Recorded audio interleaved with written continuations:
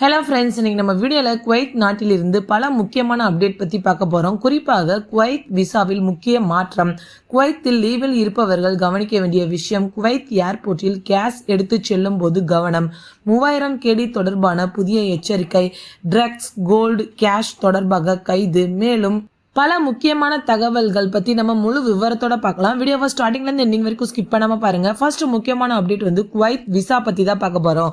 Kuwait அரசு தரப்பில் வெளியிடப்பட்டதாக கூறப்படும் தகவலின்படி 2026 செப்டம்பர் 1 முதல் சில விசா மற்றும் லீவ் பெர்மிட்டுகளுக்கு வழங்கப்பட்டு வந்த ஆட்டோமேட்டிக் எக்ஸ்டென்ஷன் நடைமுறை நிறுத்தப்பட உள்ளது. இதனால் குவைத்தில் விசிட் விசாவில் இருப்பவர்கள் குறிப்பாக கவனமாக இருக்கணும். முன்பு சில சூழ்நிலைகளில் விசா வேலிடிட்டி தானாக நீட்டிக்கப்பட்டு வந்திருந்தால் இனிமேல் அதையே நம்பி இருக்கக்கூடாது. உங்களுடைய விசாவின் ஆக்சுவல் எக்ஸ்பைரி டேட் என்ன, அதை ஃபர்ஸ்ட் செக் பண்ணிக்கோங்க. தேவைப்பட்டால் சம்பந்தப்பட்ட ஸ்பான்சர் அல்லது அதிகாரப்பூர்வ குவைத் கவர்மெண்ட் சர்வீஸ் மூலம் விசா ஸ்டேட்டஸை வெரிஃபை பண்ணிக்கோங்க. குவைத்தில் லீவில் இருக்கும் வெளிநாட்டவர்களின் கவனத்திற்கு, அடுத்ததாக குவைத்தில் வேலை பார்த்துவிட்டு தற்போது லீவில் வெளிநாட்டில் இருப்பவர்கள் கவனிக்க வேண்டிய விஷயம், உங்களுக்கு வழங்கப்பட்டுள்ள லீவ் பீரியட் மற்றும் விசா வேலிடிட்டி இரண்டையும் சரியாக செக் பண்ணணும். கவர்மெண்ட் ஆட்டோமேட்டிக்காக எக்ஸ்டெண்ட் பண்ணிவிடும் என்று நினைத்து இந்தியாவில் அதிக நாட்கள் தங்கிவிடாதீங்க. உங்களுடைய விசா அல்லது ரெசிடென்ஸ் வேலிடிட்டி முடிவதற்கு முன்பாக குவைத் திரும்ப முடியுமா என்பதை முன்கூட்டியே கன்ஃபார்ம் பண்ணிக்கங்க. அதிகமாக தங்க வேண்டிய நிலை இருந்தால் உங்கள் கம்பெனி அல்லது ஸ்பான்சரை தொடர்பு கொண்டு தேவையான எக்ஸ்டென்ஷன் ப்ரொசீஜர் என்ன என்பதை கேட்டு தெரிந்து கொள்ளுங்க. ஒரு சின்ன மிஸ்டேக் காரணமாக குவைத் திரும்புவதில் பிரச்சனை வரக்கூடாது.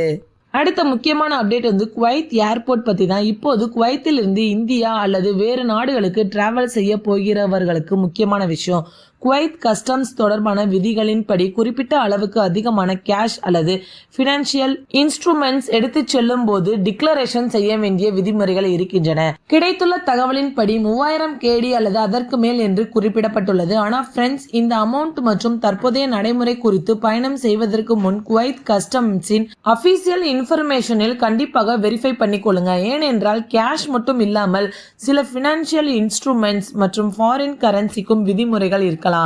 டிக்ளரேஷன் செய்யாமல் சென்றால் என்ன நடக்கும் அப்படின்றத பார்க்கலாம். நீங்கள் டிக்ளரேஷன் செய்ய வேண்டிய அளவுக்கு கேஷ் அல்லது பினான்சியல் இன்ஸ்ட்ருமெண்ட் வைத்திருந்தும் அதை டிக்ளேர் செய்யாமல் ஏர்போர்ட்டில் பிடிபட்டால் சட்டப்படி நடவடிக்கை எடுக்கப்படலாம். அதனால் என்னிடம் கேஷ் இருக்கு, ஏர்போர்ட்டில் யாரும் கேட்க மாட்டாங்க அப்படின்னு நினைக்காதீங்க. டிராவல் பண்ணுவதற்கு முன்னாடி கேஷ் எவ்வளவு, கோல்டு இருக்கிறதா, வேல்யூயபிள் ஐட்டம்ஸ் இருக்கிறதா, டிக்ளரேஷன் தேவைப்படுகிறதா அப்படின்றத ஒரு முறை செக் பண்ணிக்கோங்க. குவைத்தில் ட்ரக்ஸ் தொடர்பான நடவடிக்கையில் 3 சந்தேக நபர்கள் கைது செய்யப்பட்டதாக தகவல் வெளியாகியுள்ளன. அவர்களிடமிருந்து ட்ரக்ஸ் மட்டுமல்லாமல் கேஷ், கோல்டு மற்றும் எக்ஸ்பென்சிவ் வாட்சஸ் போன்ற பொருட்களும் கைப்பற்றப்பட்டதாக கூறப்படுகிறது. இந்த பொருட்கள் இல்லீகல் ஆக்டிவிட்டீஸ் மூலம் கிடைத்த பணத்துடன் தொடர்புடையதாக அதிகாரிகள் சந்தேகித்ததாக தகவல் வெளியாகியுள்ளது. இதிலிருந்து குவைத்தில் ட்ரக்ஸ் ரிலேட்டட் ஆக்டிவிட்டீஸ் மற்றும் இல்லீகல் ட்ரேடிங் மீது அதிகாரிகள் தொடர்ந்து கடுமையான நடவடிக்கை எடுத்து வருகிறார்கள் என்பதை புரிந்து கொள்ளலாம்.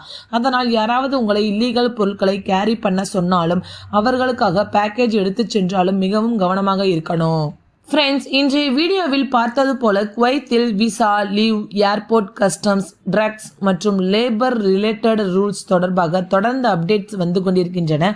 அதனால் வாட்ஸ்அப் ஃபார்வர்டு அல்லது சோசியல் மீடியா மெசேஜை பார்த்த உடனே நம்பாதீங்க. குறிப்பாக visa expiry date, leave validity, customs declaration போன்ற விஷயங்களில் அபிஷியல் சோர்ஸ்ல செக் பண்ணிக்கங்க. ஒரு சின்ன தவறால் ஏர்போர்ட்டில் அல்லது குவைத்துக்கு திரும்பும் போது பெரிய பிரச்சனை வரக்கூடாது.